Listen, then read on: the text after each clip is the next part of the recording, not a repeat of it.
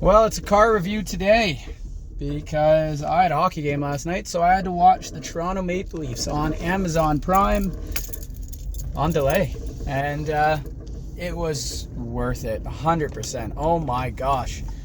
Toronto Maple Leafs beat the Tampa Bay Lightning in their debut on Amazon Prime, which I thought was quite good. I thought it was a quite good broadcast. So they win 5-2, and everyone contributed. It was great.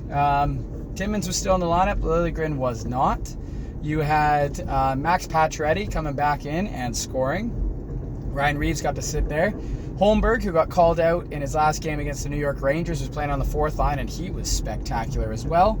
And then the big guys showed up. So it's William Nylander scoring right away. Beautiful pass by Max Domi. Snipe on Vasilevsky.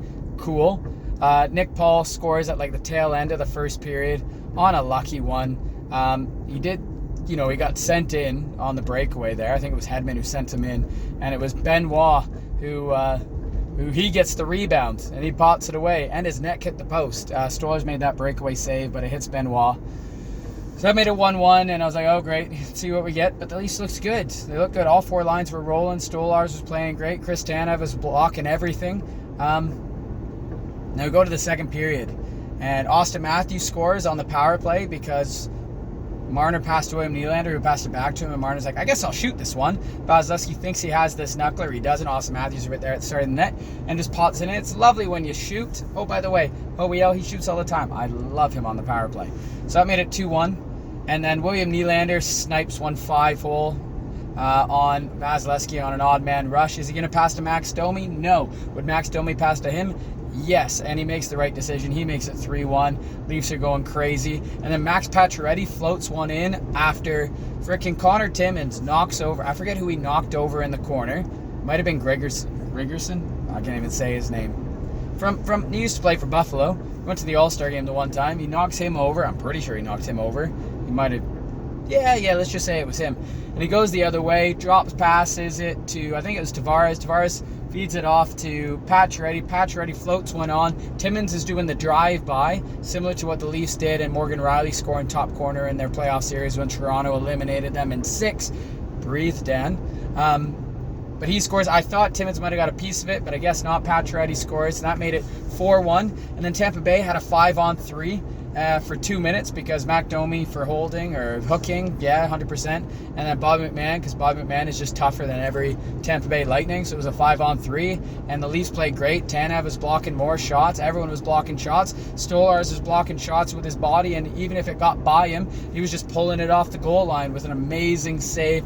Grabs the glove, pulls it off the goal line to keep it at 4-1. Kucherov could have had 3, 4, 5 goals. No, he could have had about, it wouldn't have surprised me if he scored in the first power play in the first 2 minutes and the second 2 minutes, but he doesn't, and it's amazing. I love it. The Tampa Bay power play looks weird when, for the 5-on-3, when there's no Steven Stamkos there and Kucherov's playing the left side and not the right, and he's feeding frickin' Hagel or whoever for one-timers. No, it's Gensel, I think, for one-timers. It's still weird. It's still odd for me. It doesn't look as strong, which I like, being a Leafs fan.